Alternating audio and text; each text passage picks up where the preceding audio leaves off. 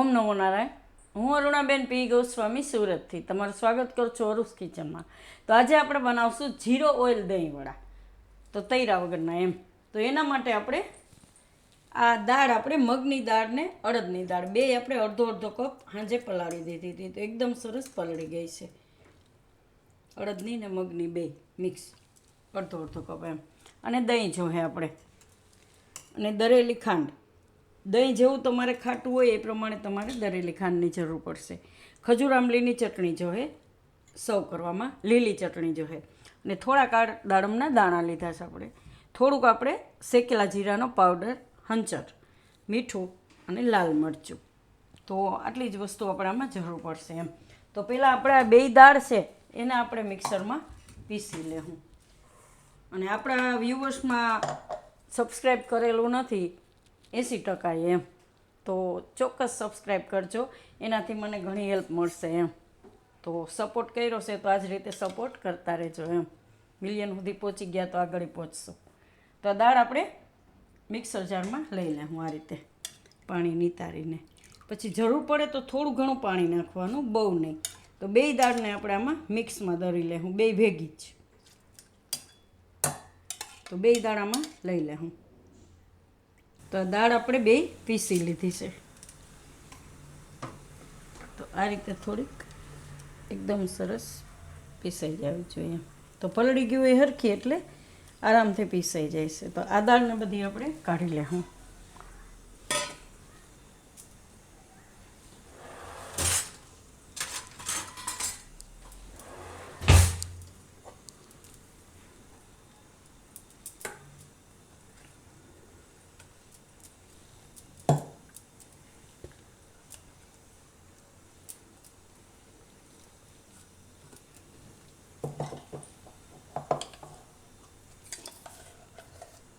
આ રીતે બધી દાળામાં કાઢી લેવું.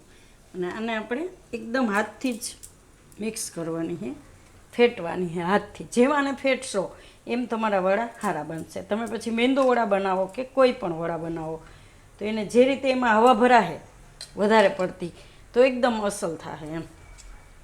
આ રીતની. તો આને આપણે ફેટી લેવું હાથેથી.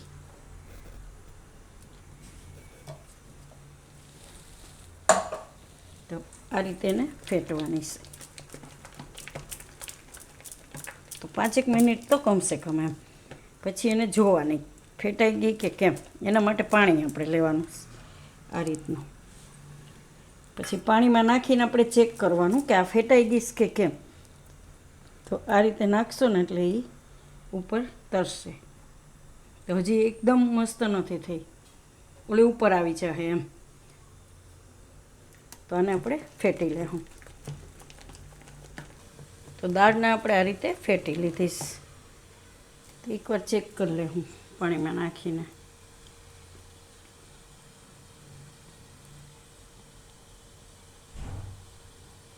છે ને ઓલી નીચે વહી જતી હતી, આ તરત ઉપર આવી જાય આ રીતના.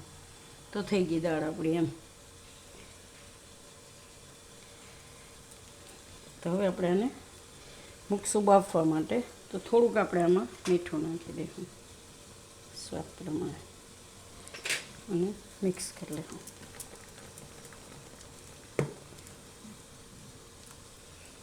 તો સ્ટીમરમાં આપણે બાફવાનું છે. તો એમાં પાણી ગરમ આપણે મૂકી દીધું, અને આને આપણે થોડુંક તેલથી ખાલી ગ્રીસ કર્યું છે કે ચોટે નહીં એમ. બાકી વધારે તેલ આપણે આમાં કંઈ જરૂર નહીં પડે. તો એમાં આ રીતના આપણે વડાની જેમ રાખી દેવું.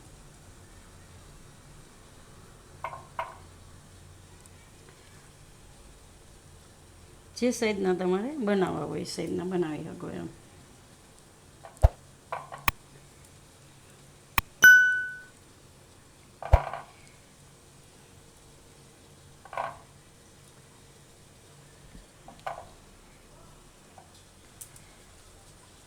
આને આપણે મૂકી દઉં આમાં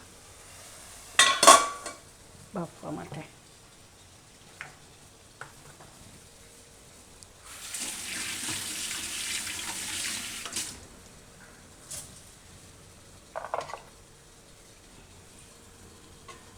અને 10 મિનિટ જેવું થવા દે હું. તો આને આપણે જોઈ લેવું હવે. તો આ રીતે ચાકુથી ચેક કરી લેવાનું. તો અંદર ચોટતું નથી તો પાકી ગયા. તો આને આપણે હવે બહાર કાઢી લેવું. તો આને આપણે થોડુંક ઠંડુ થવા દેવું એટલે નીચે ચોટે નહીં એમ, બીજું કંઈ કારણ નહીં. તો એકદમ સરસ સોફ્ટ થઈ ગયા છે. થોડુંક ઠંડુ થવા દેવાનું, થોડીક ધુવાળો નીકળી જાય એટલે હાલે એમ. તો આને આપણે પાણીમાં નાખીશું. આ પાણીમાં થોડુંક મીઠું નાખી દેવું એટલે મોરું ન પડી જાય એમ. આને કાઢીને આ રીતે પાણીમાં થોડીક વાર નાખી દેવું.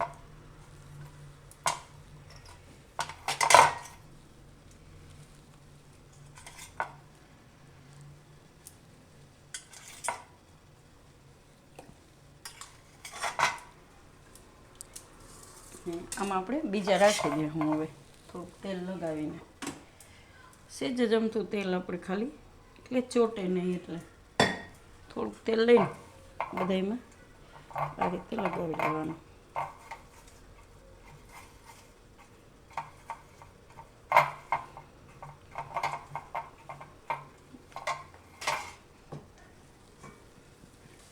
તો આપણે હવે સર્વ કરી લેવું. તો પહેલાં આપણે આ દહીં છે એમાં ખાંડ નાખી દેવું દળેલી.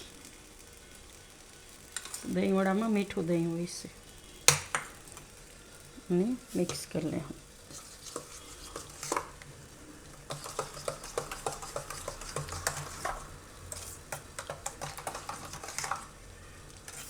તમારે કેવું ખાટું દહીં છે એ પ્રમાણે તમે ખાંડ નાખી શકો આમાં.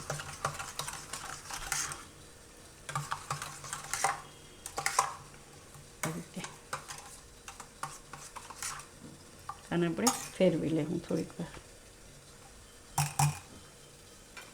તો આપણે દહીંને આ રીતે મિક્સ કરી લીધું એકદમ સરસ. તો હવે સર્વ કરશું. થઈ ગયું સ્મૂથ એકદમ. તો આમાંથી આપણે આવડા લઈને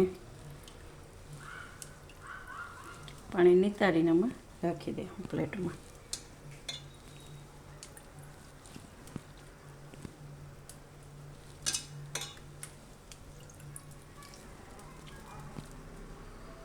તો આપણે આની ઉપર દહીં નાખીશું, આ મીઠું.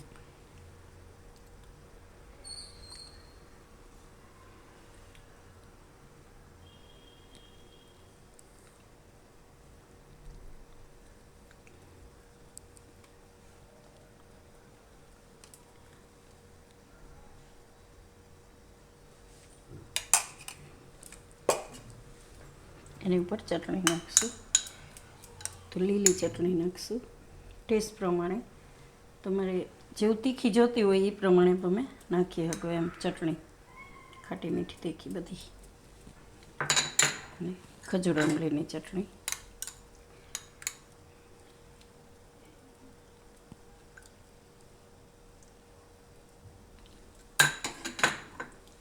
થોડુંક ઉપર આપણે હંચર છાંટશું થોડુંક. અને શેકેલા જીરાનો પાવડર અને લાલ મરચું. એ ઉપરથી આપણે દાડમના થોડાક દાણા.